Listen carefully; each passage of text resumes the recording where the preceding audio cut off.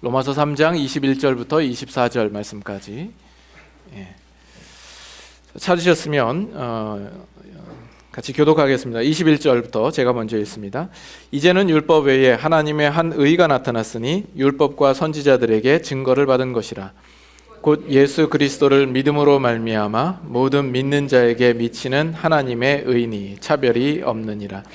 모든 사람이 죄를 범하였음에 하나님의 영광에 이르지 못하더니 그리스도 예수 안에 있는 속량으로 말미암아 하나님의 은혜로 값없이 의롭다 하심을 얻은 자 되었느니라. 아멘. 잠깐 기도합니다. 하나님, 지난 한 주간도 저희들의 삶 가운데 함께 하시며 지켜주셨다가 오늘 이 자리에 저희들을 인도하여 주심을 감사합니다. 비록 추운 일기이지만 우리가 살아계신 하나님을 사모하며 또 기뻐하면서 이 자리에 나와 주님께 찬양과 경배를 드립니다. 특별히 하나님의 말씀을 펴고 하나님께서 이 말씀을 통하여서 오늘 우리에게 들려주시는 음성을 듣기를 원합니다. 부족한 종을 세우셨사온데 그 입술을 주장하여 주셔서 하나님의 말씀만 증거케 하시고 또 듣는 모든 심령들마다 성령 하나님께서 주장하여 주셔서 그 말씀을 잘 깨닫고 하나님의 뜻이 무엇인가를 분별하여 나아갈 수 있도록 이 시간을 축복하여 주시옵소서. 예수님의 이름으로 기도드리옵나이다. 아멘. 제가 보통은 이제 설교를 시작할 때에 좀 여러분들의 주의를 집중하고 또 저도 좀 릴렉스 할 수 있도록 좀 이렇게 간단한 멘트를 준비해서 여러분들과 이렇게 나누곤 했습니다.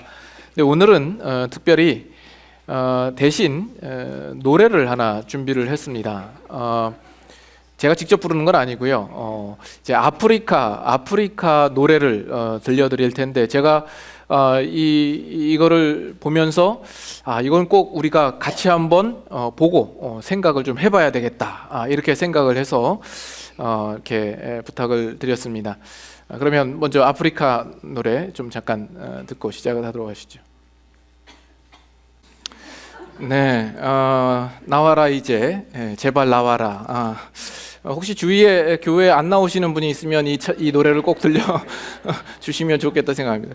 그것보다도 우리가 생각해 볼 것은 이건 아프리카 노래입니다. 어쩌면 아프리카 언어 스와힐리어로 부른 노래가 아닐까 싶습니다. 이 원어에 분명한 의미가 있을 겁니다. 근데 우리가 알고 있는 언어로 이것을 듣다 보니까 그 원어와는 전혀 다른 의미로 우리가 들리게 되는 거죠. 우리가 성경을 읽고 접근할 때에도 이런 부분이 있을 수 있다는 것을 우리가 주의를 기울여야 할 것입니다. 이 성경이 그저 하나의 그냥 글이요 언어가 아닙니다. 이것은 하나님의 감동하심을 입은 사람들이 하나님께로부터 받아 전한 것이 이 성경입니다. 그렇기 때문에 이 성경을 읽을 때에 우리가 알고 있는 문자 이해와 사람의 지식으로 이 성경을 해석하다 보면 전혀 다른 의미가 될 수 있다는 겁니다. 그러면 다른 복음이 나오게 되는 것이죠. 그래서 우리는 이 성경을 읽을 때에 성령의 도우심과 그의 인도하심을 언제나 구해야 할 것이고, 그럼으로써 이 말씀의 깊이와 또 이 말씀을 통하여서 우리에게 전하시고자 하시는 그 올바른 의미를 이해할 수 있도록 우리가 힘써야 할 것입니다. 그래서 오늘 여러분들과 함께 나눌 내용도 사실 쉽지 않을 것 같습니다. 중간에 어떤 신학적인 내용도 여러분들에게 설명을 드려야 될 것입니다. 그러나 이 부분은 우리의 삶 속에 아주 미묘하게 들어와 있는 문제일 수 있고, 여러분들의 신앙에 알게 모르게 심각한 문제를 초래할 수 있는 문제입니다. 어쩌면 여러분들이 지금까지 신앙생활을 해오면서 이 문제에 대하여서 깊게 또 중요하게 생각하지 않고 신앙생활을 해왔을지 모릅니다. 그러나 오늘 이 시간은 좀 그런 부분들을 적나라하게 좀 들춰내어서 나도 혹시 이런 문제가 있지는 않는가 한번 돌아보고 오늘 말씀을 통하여서 우리가 그런 부분들을 수정해 보는 그런 기회를 가졌으면 합니다. 우리가 여러분 이제 자동차를 타고 다니지 않습니까? 요즘에는 자동차가 문제가 있으면 계기판에 이렇게 불이 들어와서 다 알려주죠. 예전에는 더군다나 더 그런 부분들이 없었습니다. 디지털화되지 않아서 자동차를 타다 보면 아주 작은 문제이지만 그것이 위험을 초래할 수 있는 경우들이 있습니다. 뭐 엔진 오일이나 아니면 브레이크 오일이 샌다든가 나사가 마모되어서 나사가 풀려 있다던가 그렇게 되면 자칫 큰 사고로 이어질 수 있는 위험성이 있죠. 우리의 몸도 마찬가지입니다. 우리가 지금 살아가는 데에는 큰 어려움이 없어 보이죠. 작은 문제라서 우리는 그냥 지나치고 넘어갈 수 있습니다. 그러나 그것이 나중에 큰 질병으로 번질 수 있는 것이죠. 지금은 뭐 먹고 사는데 지장이 없고 뭐 걸어가고 숨 쉬는데 어려움이 없다지만 그 우리 몸속에 있는 작은 문제 또는 내가 잘못된 습관으로 살아가고 있는 그 문제가 나중에는 우리가 걷잡을 수 없는 큰 질병으로 이어질 수가 있습니다. 그렇기 때문에 제때 우리가 정기적으로 검진을 받고 거기에 따른 처방을 받는 것이 필요하죠. 우리의 신앙도 마찬가지입니다. 여러분들이 지금 신앙생활을 하는 부분들에 대하여서 여러분 스스로는 나는 큰 문제가 없다라고 생각할지 모릅니다. 그러나 이런 미묘한 문제에 대하여서 우리가 간과하고 올바로 바로잡지 않으면 나중에 우리의 신앙에 큰 낭패를 맞이할 수가 있습니다. 그런 부분들조차도 우리가 주의 깊게 생각을 해 보아야 할 것입니다. 그래서 오늘 이 본문은 지난번에도 우리가 함께 생각했던 본문이죠. 그 가운데서 그러나 이제는 이래서 어떤 획기적인 전환점이 우리에게 일어났다라는 사실을 여러분들에게 인식시키기 위하여서 이 말씀을 가지고 함께 나누었었습니다. 오늘도 그런 내용과도 연관이 있고요. 그리고 앞으로 이 말씀을 몇 주 더 우리가 생각해 보아야 할 필요성이 있습니다. 그래서 오늘 이 본문을 통하여서 사도 바울이 강조하고자 하는 것은 뭐냐면 우리가 하나님의 진노와 심판 아래 놓여 있어서 절망적인 상태에 있었던 우리였지만 이제 하나님께서 그 그리스도를 통하여서 구속의 일들을 우리에게 나타내 보여주셨다 하는 데에 있습니다. 이것이 감격스러운 거죠. 그래서 21절 한번 보시죠. 21절 보면 이제는 율법 외에 하나님의 한 의가 나타났으니 지금 사도 바울이 힘주어서 말하는 것은 하나님의 한 의가 나타났다 하는 겁니다. 그것이 명백히 드러났다 하는 겁니다. 그 전에는 어렴풋이 그림자로서만 비춰지고 하나의 모형으로서만 보여졌던 것이 이제는 분명하게 열려지고 우리의 눈앞에 펼쳐져 보여지게 되었다라는 겁니다. 하나님께서 우리에게 분명히 계시하셨다라는 내용입니다. 이것은 로마서 1장 17절에 우리가 이미 보았던 말씀에도 똑같이 거기에도 복음에는 하나님의 의가 나타나서 이렇게 나와 있죠. 그 하나님의 의가 나타났다. 여기서 나타났다라는 표현은 계시하셨다, 리빌이라는 의미가 됩니다. 그리고 그것은 그 뒤에 나오는 대로 율법과 선지자들에게 증거를 받은 것이라 이렇게 이야기를 합니다. 이미 그것은 그 전부터 증거되었던 것인데 이제 나타났다라는 것이죠. 여기서 우리가 주목해 보아야 할 것은 무엇이냐면 지금 사도 바울이 시간적인 의미가 함축된 단어와 표현들을 사용하고 있다는 겁니다. 이제는 이라는 것은 시간적인 부사이죠. 어떤 시점을 이야기합니다.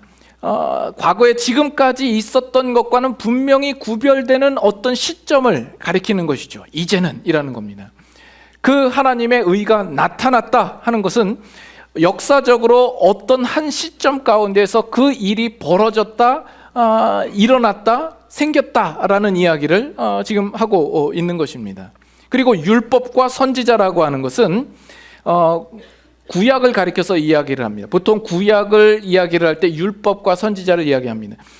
이것은 그 과거에서부터 이 일들은 예견되어져 왔던 것이고 증거되어져 왔던 것인데 이제야 비로소 그 일들이 일어났다라는 이야기를 지금 하고 있는 겁니다. 그래서 이 내용 속에서 지금 사도 바울이 말하고 싶어 하는 것은 우리에게 새로운 가능성을 열어주는 어떤 일, 어떤 사건이 일어났다라는 겁니다. 과거에 수십 세기 동안의 율법과 선지자들을 통하여서 진행되었던 것과는 완전히 다른 그 무엇이 우리에게 일어났다라는 겁니다. 우리의 일어난 이 일들은 과거랑은 전혀 다른 것이다라는 것이죠. 그래서 모든 역사 속에서 가장 획기적이고 엄청난 어떤 사건이 우리에게 일어났다라는 겁니다. 그것은 바로 하나님께서 그 아들 예수 그리스도를 이 땅에 보내서 그 구속의 일들을 이루신 일을 두고 이야기를 하는 것이겠죠. 그 전의 일들은 다 그때를 바라보고 그때를 향하여서 왔던 겁니다. 그런데 이제 그 시대가 도래했다라는 것이죠. 그래서 역사적으로 어떤 새로운 국면을 맞이하였다라는 이야기를 하고 있는 겁니다. 그리고 그것은 전적으로 하나님의 손길에 의하여서 이루어졌다라는 겁니다. 하나님께서 이 역사 가운데 실제로 개입하시고 간섭하심으로써 그 일들을 이루셨다 하는 겁니다. 그래서 이 내용들이 여기 이 안에 다 포함되어 있는 것이죠. 그래서 여러분들이 분명히 아셔야 할 것은 우리 기독교의 신앙은 결코 어떤 철학, 어떤 사상, 어떤 교훈이 아닙니다. 기독교는 일련의 분명한 어떤 역사적인 사건들을 기반으로 하여서 있는 것입니다. 물론 기독교 안에도 교훈이 있고 가르침이 있죠. 그러나 그것은 어디까지나 그 역사적인 사실로부터 나오는 것이며 그것을 배경으로 하여서 나오는 교훈이요 가르침이 되는 것입니다. 이 부분이 왜 중요한가 하냐면 이 세상에 존재하는 소위 말하는 그 다른 종교와 이 기독교를 분명히 구별짓는 분명한 차이점이기 때문에 그렇습니다. 이 세상에 있는 다른 종교는 그 교훈과 가르침, 그 사상에 중점을 두고 있습니다. 그러나 기독교는 하나님께서 그 전부터 예비하셨던 그 일들을 예수 그리스도를 보내시고 예수님께서 태어나시며 생애를 사시고 십자가에 죽으시고 부활하시고 또 승천하시며 오순절 성령 강림 사건이 일어나고 장차 예수님께서 다시 오실 그 재림의 그 모든 역사적인 사실들을 기반으로 하여서 언제나 서 있다라는 것입니다.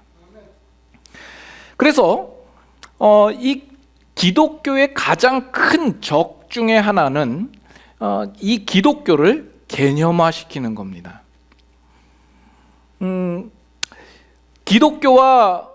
기독교와 성경을 살아계신 하나님과 이 역사를 다스리시는 그 하나님의 주권의 입장에서 성경을 바라보는 것이 아니라 오로지 의미와 내용을 추적하는 대로만 이 성경을 바라보는 것입니다.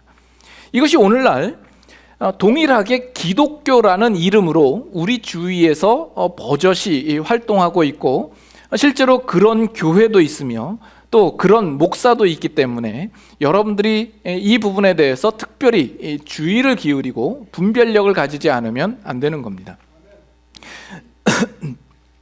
소위 말하는 그 자유주의 신학이 그러합니다. 여러분들이 자유주의 신학이라고 여러분들이 많이 들어봤을 겁니다. 그러나 그것이 구체적으로 어떤 내용을 가지고 있는지에 대하여서 잘 모르시는 분들이 많을 줄로 압니다. 이전에도 이 부분을 한번 언급을 했던 적이 있는 것으로 제가 기억이 되는데 오늘 다시 한번 이 부분을 좀 더 구체적으로 여러분들에게 좀 설명을 드리려고 합니다. 그래서 우리가 잘 아는 한 인물로부터 시작을 해보도록 하죠. 슈바이처 박사, 여러분들이 잘 아시죠? 우리 한국에는 언제나 위인전 속에 이 슈바이처 박사가 등장을 합니다. 근데 미국 사람이나 외국 사람들은 이 슈바이처 박사를 잘 모르더라고요. 그래서 여러분들이 한번 주위에 만나시면 그 닥터 슈바이처를 좀 아냐고 한번 물어보세요. 근데 우리가 분명히 알기는 이 슈바이처 박사는 의사이죠. 그래서 아프리카 오지에 가서 어렵고 가난하고 굶주린 사람들을 돕고 그의 의술을 베풀고 사랑을 나누었던 인물로 우리가 이렇게 기억되고 있습니다. 그러나 이 슈바이처 박사는 의사이기 이전에 신학자였습니다. 슈바이처 박사는 신학자였습니다. 그가 신학자로서 그가 집중적으로 연구한 것은 뭐냐면 역사적인 예술을 탐구하는 것이었습니다. 역사적 예수라고 하니까 우리 생각에 옳게 보이지 않습니까? 우리도 역사적으로 예수님께서 실제로 존재하시고 계셨다라는 사실을 우리는 다 믿지 않습니까? 그렇죠? 그러나 지금 슈바이처 박사가 말하는 역사적인 예수는 우리가 생각하는 것과는 좀 다른 의미를 가지고 있습니다. 이 성경에서 말하고 있는 예수는 역사적인 예수가 아니다라는 겁니다. 그것보다 실제적으로 이 역사 속에서 살았던 한 평범한 인간으로서의 예수, 그 예수를 찾겠다라는 겁니다. 성경에 묘사되었던 이 예수는 우리 인간이 허구적으로 만들어낸 예수였다라는 거예요. 그래서 그 내용은 다분히 신화적이고 허구적이고 상징적인 것에 불과하다라는 것입니다. 그래서 실제 이 세상에 있었던 그 평범한 우리와 똑같은 그런 인간 예수를 찾으려고 하는 노력을 했던 겁니다. 그래서 기독교 교리로 만들어진 예수가 아니라 실제적인 예수를 구분하여서 그는 찾겠다라고 하는 겁니다. 그래서 이 슈바이처 박사는 예수님을 믿지 않았습니다. 그는 성경에 나와 있는 예수를 가리켜서 뭐라고 이야기를 하냐면 묵시론적 세계관에 사로잡힌 망상가라고 평했습니다. 그래서 그는 예수 그리스도의 십자가의 죽으심과 부활을 믿지 않았습니다. 다만 그는 기독교를 어떤 실천을 행하는 것을 가장 높게 생각을 하고 인간의 숭고하고 높은 이상을 실천하기 위하여서 애썼던 인물이었던 겁니다. 그 이후에 불트만이라는 신학자가 나옵니다. 생소하죠? 그래서 예전에는 불트만 그러면 농사 짓다가 오신 어르신들이 새로 나온 농약인가 이렇게 생각을 했던 적도 있습니다. 오늘날 또 우리가 듣기에는 자동차 엔진을 이렇게 강화시키고 유연하게 해주는 첨가제가 아닌가. 실제로 비슷한 게 있더라고요. 불스 원샷. 그래서 그런 게 있다는데 그게 아니라 이 불트만은 신학자입니다. 풀네임은 루돌프 불트만. 루돌프 사슴코가 아니라 루돌프 불트만이었습니다. 이 불트만이 이야기하는 것이 기독교의 복음은 비신화의 과정을 거쳐야 된다라고 이야기를 합니다. 오늘날의 현대인들은 성경에서 말하는 이 기적적이고 초자연적인 이적을 믿을 거라고 기대할 수 없다라는 겁니다. 그래서 성경에 나와 있는 대로 예수님께서 동정녀 마리아에게서 탄생을 하시고 그가 생애 동안에 이루셨던 여러 가지 기적과 이적들 또는 그의 신적인 기원이나 그가 십자가의 대속적인 죽음을 죽으시고 육체적으로 부활하셨다라는 이 사실들을 믿을 리 만무하다라는 것입니다. 그리고 그것을 믿느냐 안 믿느냐는 사실 중요하지 않은 것이다라고 이야기를 합니다. 대신 이 기독교가 말하고자 하는 가장 그 중요한 핵심, 그 가르침, 소위 말하는 진리가 무엇이냐가 중요하다라는 것이죠. 그것을 캐리그마라 이렇게 읽었고 결국 우리에게 주고자 하는 그 가르침과 그 교훈을 우리에게 전달하기 위하여서 1세기에 살았던 신자들이 신화적인 표현을 가지고 이 성경을 기록했다라고 설명을 하는 겁니다. 그래서 이 성경과 기독교가 말하는 그 핵심을 알기 위해서는 그 신화적인 내용을 벗겨야 된다라고 이야기를 합니다. 신화적인 모든 내용들을 제거해 버려야 된다라는 것이죠. 그래서 그 신화적인 부분들의 껍질을 벗겨내면 그 안에 아주 알짜배기 가장 기독교의 핵심이 거기에서 나올 거다라는 것이죠. 그래서 말하자면 이 성경의 핵심이라고 하는 것은 오른뺨을 치면 왼뺨을 돌려대라, 원수를 사랑하라, 핍박하는 자를 위하여서 기도하라. 이런 박의 정신, 이런 사랑이 그 핵심이다라는 것이죠. 이것을 전하기 위하여서 그 모든 내용들을 신화화했던 것이다라고 설명을 하는 겁니다. 그래서 오늘날 자유주의에 있는 사람들은 성경을 고지고대로 믿지 않습니다. 그래서 창세기도 실제로 일어난 사건이 아니라 이 창세기는 그저 하나의 시요, 문학 작품에 불과하다라고 이야기를 합니다. 그리고 모세오경은 그 후대 사람들이 나름대로 편집을 해놓은 책이다라고 이야기를 하는 것이죠.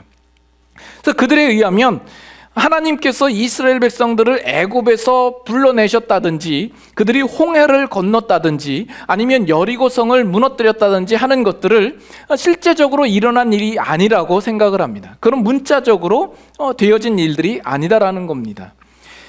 히브리 민족의 이 신앙이 온 세계에 전파될 수 있었던 이유는 그들의 종교가 다른 종교에 비하여서 보다 수준 있고 우월한 종교였기 때문에 이것이 가능했다라는 겁니다. 그래서 그들이 가지고 있는 어떤 도덕적인 이상과 어떤 윤리적인 그 내용들을 전하기 위하여서 성경은 여러 초월적인 사건과 신화적인 내용을 덧붙여서 기록했을 뿐이다라는 것이죠. 그래서 성경은 실제 일어난 일이 아니라 인간의 필요에 의하여서 구성된 것이다, 이렇게 설명을 합니다. 이 모든 것들은 기독교의 역사성을 부인하는 것이죠.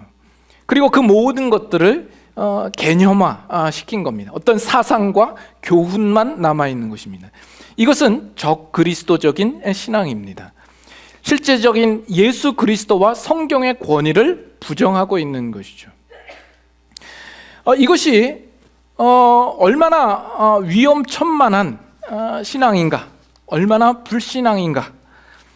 이것은 하나님의 창조하심과 또 인간의 타락, 그 타락된 죄인된 인간들을 구원하시기 위하여서 하나님께서 계획을 세우시고 준비하시고 목적을 세우시고 결국 예수 그리스도를 이 땅에 보내셔서 십자가에 죽으시고 부활하시는 일들을 위하여서 성취해내신 그 모든 역사적인 사실들을 무시하고 있는 것입니다. 그리고 기독교를 개념화시키고 추상화시키고 어떤 교훈과 사상의 종교로 탈바꿈시켜 버린 것이죠. 이렇게 한번 생각을 해보시죠. 여러분, 우리가 예수님을 믿고 신앙생활을 하는데 이 땅에서 잘 먹고 잘 살기 위하여서 예수님을 믿는 신앙이라면 옳은 신앙입니까? 잘못된 신앙입니까? 제 문제가 어렵습니까? 우리가 이 세상에서 돈 잘 벌고 성공하고 형통하고 행복하기 위하여서 예수님을 믿는 신앙이라면 그 신앙은 결코 올바른 신앙이 될 수 없을 것입니다. 나의 유익과 욕망을 위하여서 그저 예수 그리스도를 하나의 수단으로 방법으로 써먹는 것 아니겠습니까? 그건 옳은 신앙일 수가 없는 것이죠. 우리의 신앙은 예수 그리스도를 위해서라면 이 세상에서의 돈과 권력과 부와 명예라도 얼마든지 포기하고 내어놓을 수 있다라는 그 각오와 그 마음으로 우리는 신앙하는 것입니다. 그래서 예수 그리스도가 언제나 목표가 되어 있고 예수 그리스도가 중심이 되어 있고 그 예수 그리스도가 나의 구주라고 고백하며 그 그리스도만이 우리 인생의 전부라고 우리는 말하는 것입니다. 근데 거기에서 이 돈과 뭐 명예와 성공 이런 것들을 사랑, 자비, 용서 이런 것들로 바꾸어 놓는다면 그 신앙이 바뀌어질까요? 돈이나 성공 이런 것들은 우리가 보기에 좀 이렇게 천박해 보이지만 어떤 사랑이나 자비, 용서 이런 것들은 뭔가 좀 이렇게 숭고해 보이고 가치 있게 보이기 때문에 우리는 속고 있는지 모릅니다. 그러나 우리가 얻고자 하는 어떤 사상, 교훈, 가르침, 어떤 숭고한 의미, 가치를 얻기 위하여서 그저 예수 그리스도는 하나의 수단이 되고 방법이 되어 있는 것이죠.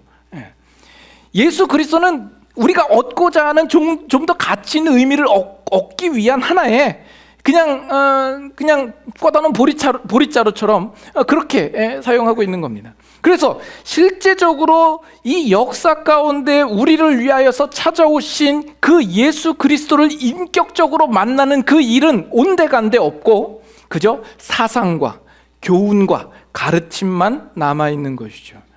그래서 그런 신앙은 기복적인 신앙과 뭐 크게 다를 바가 없습니다. 그것은 불신앙이죠. 예수 그리스도를 인정하지 않고 그리스도를 목표 삼지 않은 것이기 때문에 그렇습니다. 기독교를 어떤 사상과 교훈으로 바꾸어 놓은 것이기 때문에 그렇습니다. 여기까지 이해가 좀 잘 되십니까? 예? 노래 한번 더 틀어드릴까요? 예? 나와라 이제. 예? 졸음 가운데에서 제발 나와라. 예? 멍 때리는 데에서 나와라. 제가 우려하는 것은 뭐냐 하면 여러분들이 지금 신앙생활을 하고 있는데 이런 이해를 가지고 신앙생활을 할까 봐 그것이 우려되는 것입니다. 우리가 한 가지 분명하게 확실히 하고 넘어가도록 하십시다. 성경에서 예수님을 기록한 목적이나 예수님께서 이 땅에 오신 목적이 그저 우리 인간이 마땅히 행할 어떤 선행을 자극하기 위하여서 있는 것입니까? 그건 아니죠. 어떤 예수님으로 인하여서 어떤 인간이 가져야 될 어떤 성품과 이상을 우리로 하여금 도전하고 자극하기 위하여서 성경과 기독교가 있는 것입니까? 그것도 물론 아닙니다. 예수님께서 이 땅에 오신 것은 우리를 깨우치기 위하여서 오신 것이 아닙니다. 우리의 선생으로 오신 것이 아닙니다. 예수님이 오신 것은 우리의 죄값을 치르기 위해서 오신 것입니다. 우리를 위하여서 대속 제물로서 오신 것입니다. 하나님의 계획하심을 따라 이 역사 속에 들어오셔서 그 구속의 일들을 성취하신 분인 것입니다. 우리의 신앙의 가장 중요한 싸움은 뭐냐면 우리 기독교 신앙을 개념화하느냐 아니면 실제적으로 살아계신 그 하나님께서 이 역사 속에 찾아 들어오셔서 우리의 구원을 위하여서 간섭하시고 행하신 그 일을 핵심으로 삼느냐, 여기에 있습니다. 요한복음 12장 한번 잠깐 볼까요? 요한복음 12장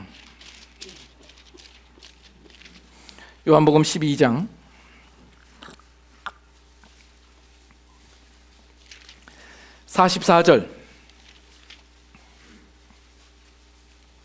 요한복음 12장 44절 45절 우리 두 절 같이 한번 읽습니다. 44절 제가 먼저 읽겠습니다. 예수께서 외쳐 이르시되 나를 믿는 자는 나를 믿는 것이 아니요 나를 보내신 이를 믿는 것이며 나를 보는 자는 나를 보내신 이를 보는 것이니라. 이것이 성경의 아주 중요한 부분입니다. 하나님께서 예수 그리스도를 보내신 것이요 예수님은 그 하나님의 계획하심과 그 뜻을 기쁘게 여겨서 예수님도 이 땅에 찾아오신 것이죠. 그 예수님이 오신 것은 바로 우리를 위한 구원을 이루시기 위하여서 이 땅에 오신 것입니다. 그런데 왜 기독교를 개념화시키는 걸까요? 그것은 하나님께서 이 역사 속에서 행하시는 그 일들을 우리가 인정하지 않는 것이죠. 예수님께서 실제로 우리의 구원 사건을 위하여서 행하신 그 일들에 대하여서 우리가 믿지 않는 것일 겁니다. 그러자 이 모든 신앙은 다 개념화되고 추상화됩니다. 그러자 우리의 신앙은 상당히 무미건조하고 드라이해지는 것이죠. 여러분들이 신앙생활을 하면서도 왜 그 신앙에 힘이 없을까요? 어쩌면 여러분들은 그 신앙을, 이 기독교 신앙을 개념화시키고 있을지도 모른다라는 생각이 듭니다. 하나님께서 우리를 위하여서 행하신 그 구원의 사건이 결코 나의 사건으로 들어오지 않은 것이죠. 여러분들이 정말 하나님께서 우리를 구원하시기 위하여서 이 역사 속에 찾아오셔서 개입하시고 간섭하시며 예수 그리스도를 보내시사 십자가에 죽으시고 부활하신 일들을 통하여서 그 일을 성취하셨다라는 사실을 분명히 믿으신다고 한다면 그 사건은 여러분들이 이 세상에 살아가는 여러분의 인생 역사 속에서도 동일하게 일어나야 할 것입니다. 그 예수님께서 우리에게 찾아오셔서 나를 위하여서 십자가에 죽으시고 부활하신 그 사건이 분명한 사실로서 여러분들은 인식되고 고백되어져야 합니다. 그 구원 사건이 여러분들에게 실제적으로 오지 않으면 여러분의 신앙은 더 이상 힘이 없을 수밖에 없는 겁니다. 우리의 신앙은 그저 어떤 지식으로 습득된 그런 신앙이 되는 것이죠. 예수님께서 나를 위해서 십자가에 죽으셨대. 나는 죄인이었는데 예수님이 죽으시고 부활하심으로 내 죄가 사해졌대. 내가 이제 예수님을 믿으니까 천국에 간대. 그래서 모든 죄 사함과 거듭남과 영생, 이러한 것이 개념적으로만 우리에게 들어와 있지 실제로 그것이 우리 안에서 일어난 역사적인 사건으로서 우리는 생각하고 있지 않은 겁니다. 우리의 신앙은 힘이 없고 능력이 없고 감사와 감격이 없는 것이죠. 그저 교회에 나와서 이렇게 주일날 예배드리고 봉사하고 기도하고 헌금하고 성경 보는 그저 종교적인 의식과 생활에 익숙해진 사람에 불과해지는 겁니다.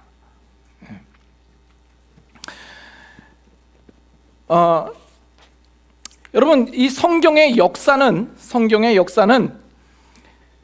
이 구약은 어디까지나 그 초점과 그 집중하는 것이 언제나 예수 그리스도입니다. 예수 그리스도를 바라보고 그 예수 그리스도를 향하여서 나아가는 것이요, 이 신약 성경은 그 예수 그리스도를 중심으로 하여서 펼쳐지는 또 다른 하나님의 나라에 대하여, 하나님께서 우리에게 허락하시고 약속하신 일들에 대하여서 펼쳐지는 내용이 되는 겁니다.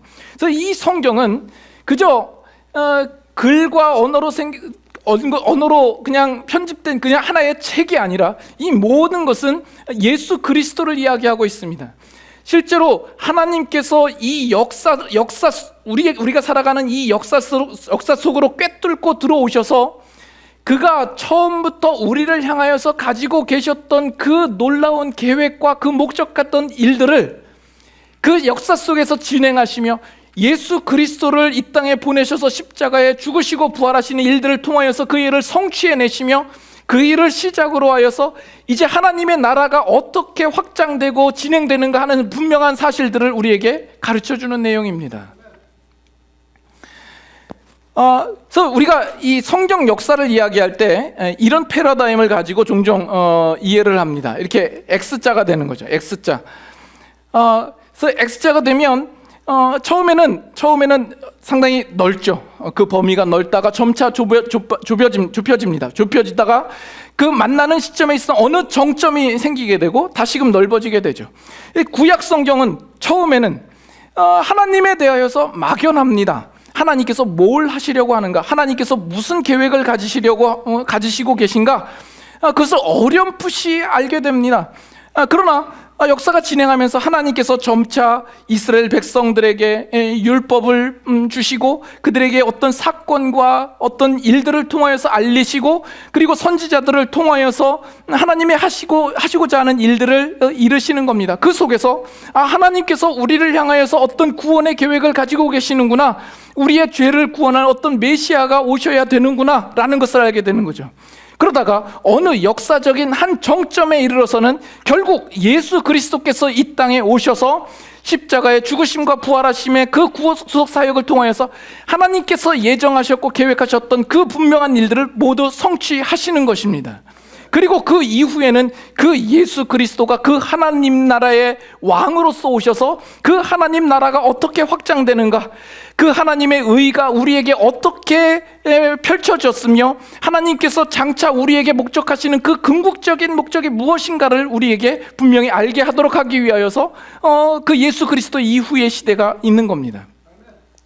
그런데 이런 역사적인 패러다임이, 이런 성경의 역사가 우리 역사 속에서만 일어나는 것이 아니라 여러분들이 살아가는 여러분의 인생 속에서도 분명히 나타나야 하는 패러다임이다라는 거예요. 여러분들이 그 전에는 하나님에 대하여서 전혀 몰랐습니다. 정말 하나님이 정말 계실까? 하나님의 존재하심이 정말일까? 우리는 막연하게 하나님을 압니다. 그러나 하나님께서 우리의 삶 가운데 간섭하시는 일들이 있죠. 개입하시는 일들이 있어서 하나님을 점차 알아갑니다. 또 누군가의 인도함을 받아서 교회에 나와서 출석을 하게 되는 거죠. 그렇게 하나씩 알아가다가 어느 정점에 이르러서는 예수가 그저 성인 도덕 군자 중에 한 사람이 아니라 하나님의 아들로서 이 땅에 오셔서 나를 위하여서 십자가에 죽으시고 부활하신 나의 구주가 되시는구나 라는 이 충격이 여러분의 인생 속에 있어야 되는 겁니다. 거기에서 예수 그리스도가 누구이신지를 알고 그 예수 그리스도를 인격적으로 만나는 그 시점이 되는 것입니다. 그 일이 있고 난 이후에 그 이후의 삶은 우리가 이제는 나를 위해서 사는 인생이 아니라 예수 그리스도를 위하여서 사는 인생이어야 하는구나. 예수 그리스도와 더불어 살고 그렇게 예수 그리스도와 동행하는 삶이 얼마나 기쁘고 감사한가.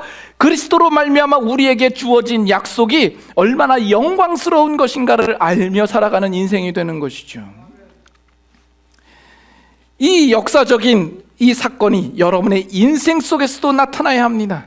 여러분의 인생 역사 속에 하나님께서 꿰뚫고 들어오셔서 그 일들을 펼쳐 보이시는 것을 여러분들이 분명히 보고 인식할 수 있어야 합니다. 이것이 없을 때에는 여러분의 신앙은 다분히 개념적이고 추상적이고 지식적이고 명분적인 신앙에 그칠 수밖에 없는 가능성이 있는 겁니다. 우리가 과거에 공부할 때 수학 공부를 하면 그 수학 숫자의 조합과 그 원리를 이해하고 공부를 하는 경우가 별로 없었죠. 주로 답을 적기 위해서 공식을 드립다 외우고 거기다 적용하는 것에 그 모든 초점을 두지 않았습니까? 마치 우리의 신앙이 그럴 수 있다라는 점에 대하여서 여러분 주의하셔야 합니다. 나머지 과목들은 암기 과목이라 그래서 달달달달 외웠죠. 그것을 이해하고 어떤 지식을 알아가는 희열 이런 거를 느낄 틈이 없어요. 그저 시험을 치기 위하여서 달달달달 외운 것이죠.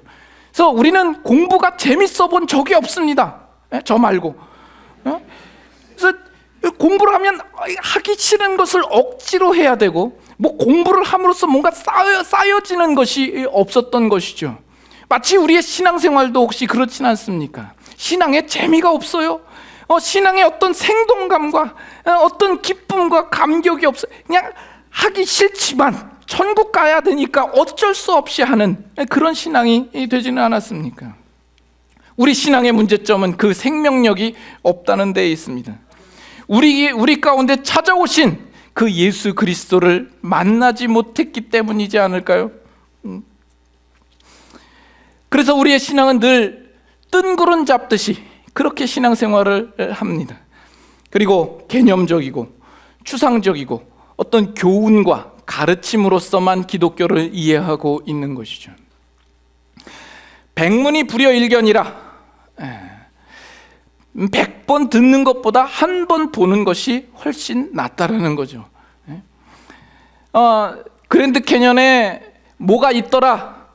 실제로 그랜드 캐년을 책으로서 보고 그림으로서 배운 사람하고 실제로 그랜드 캐년을 가서 눈으로 확인하고 경험한 사람하고 어떤 차이가 있습니까? 여러분 이 두 사람이 싸우면 누가 이길까요? 누가 이길 것 같아요? 목청 큰 사람이 이깁니다. 목청 큰 사람이 이겨요. 간접적으로 안 사람이 무식하면 용감하다고 목소리가 높죠. 목소리 큰 사람이 이기는 겁니다.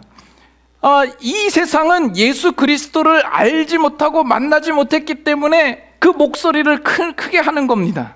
그러나 그것을 직접 보고 경험하고 아는 사람은 그저 그 사람보다 목소리를 높게 해서 이기는 싸움이 부질없다라는 것을 알죠.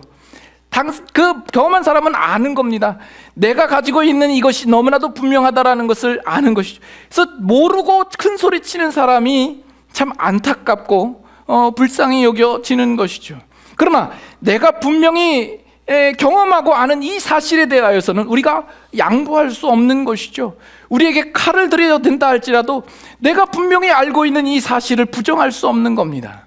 그래서 우리는 예수 그리스도 그분을 만났고 그 예수 그리스도가 우리의 삶 가운데 실제적으로 찾아오셔서 우리의 구원을 이루신 그 분명한 사실을 우리는 고백할 수밖에 없는 거예요.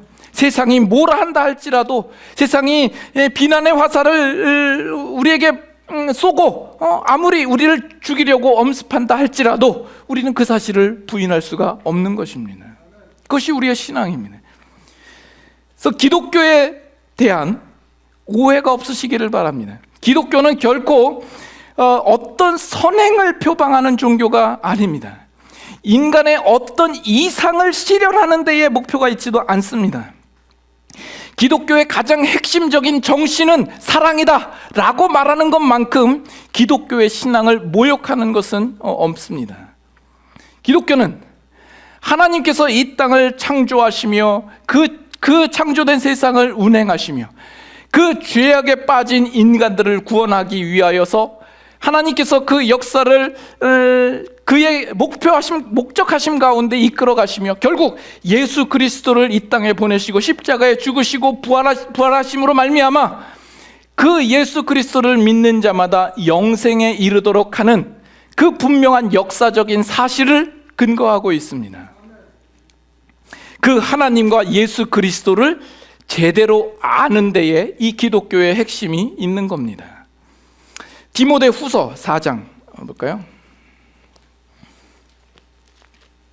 디모데 후서 4장